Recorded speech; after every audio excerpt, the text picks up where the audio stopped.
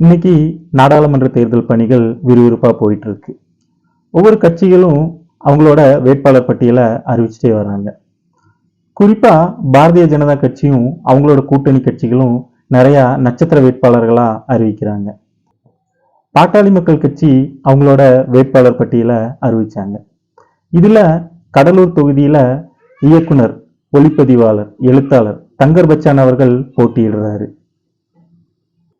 தங்கர் பச்சான் அவர்களோட திரைப்படம் இந்த மண்ணுக்கானதும் இந்த மண்ணோட மனிதர்களுக்கான படமாகவும் இருக்கும். அவரு வேட்பாளரா களம் காண்ற கட்சி பாட்டாளி மக்கள் கட்சி. இது ஒரு குறிப்பிட்ட சமுதாயத்திற்கான கட்சி அப்படிதான் அறியப்படுது. அதே போல அவங்க கூட்டணி வச்சிருக்கிற பாரதிய ஜனதா கட்சி இது ஒரு குறிப்பிட்ட மதத்திற்கான கட்சி அப்படிதான் இங்க அறியப்படுது. இந்த கேள்விகளை பத்திரிகையாளர்கள் தங்கர் பச்சான் அவர்களிடம் வச்சாங்க. இதுக்கு இதெல்லாம் வெறும் அரசியல் அப்படின்னு அவர் ஒரே வார்த்தையில பதில் சொல்லி முடிச்சிட்டாரு. ஒருவேளை தங்கர் பச்சான் அவர்கள் ஜெயிச்சா அது அவங்க தலைவர் சொன்ன மாதிரி மோடியோட கரங்களை வலுப்படுத்துற மாதிரி தான் இருக்கும். கடந்த 10 ஆண்டு பாரதிய ஜனதா கட்சி ஆட்சியில சிறுபான்மையினர் நாடு முழுவதும் பாதிக்கப்பட்டிருக்காங்க. இது தங்கர் பச்சான் அவர்களுக்கு தெரியாதா? இன்னும் சொல்ல போனா தங்கர் பச்சான் அவர்கள் கிராமத்திலிருந்து வராரு அப்படின்னு அவரே சொல்றாரு. அவரு மண்ணோட மைந்தன் அப்படின்னு கூட சொல்லிக்கிறாரு.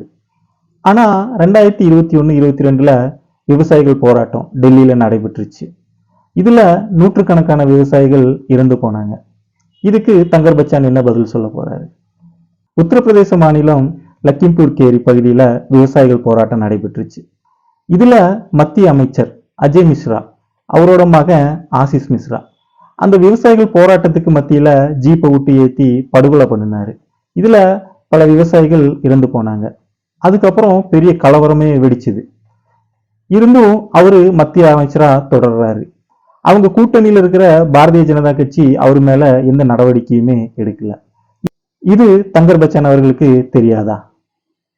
கடந்த மாதம் கூட பஞ்சாப் மற்றும் ஹரியானால இருந்து விவசாயிகள் டெல்லியை நோக்கி பேரணியா போனாங்க. அப்போ அவங்க போராட்டத்துல ஒரு இளம் விவசாயி 23 வயது விவசாயி ஒருவர் உயிரிழந்தாரு. இது எல்லாம் தெரிஞ்சும் பாரதிய ஜனதா கட்சிக்கு ஆதரவா பாட்டாளி மக்கள் கட்சி இருக்கு. அந்த கட்சியில இவரு வேட்பாளரா அறிவிக்கப்பட்டிருக்காரு. இதுக்கெல்லாம் தங்கர் பச்சான் என்ன பதில் சொல்ல போறாரு? மழை வெள்ளத்தால தமிழகம் முழுவதும் பாதிக்கப்பட்ட போது தமிழகத்திற்கு எந்த நிதி உதவியும் தரல. அது மட்டும் இல்லாம பிரதமர் நரேந்திர மோடி இங்க வந்து மக்களை சந்திக்கவே இல்லை. பாரதிய ஜனதா கட்சியால இந்த மண்ணுக்கும் இந்த மண்ணோட மக்களுக்கும் எந்த பயனும் இல்லை. ஆனா இந்த மண்ணுக்கும் இந்த மண்ணோட மக்களுக்கும் படையெடுத்த தங்கர் பச்சான் இப்போ அவங்க கூட்டணி சார்பா போட்டியிடுறாரு. இதுக்கு மக்கள் தான் அவங்களோட தீர்ப்பை கொடுக்கணும். வாங்க பொறுத்திருந்து பார்க்கலாம். வணக்கம்.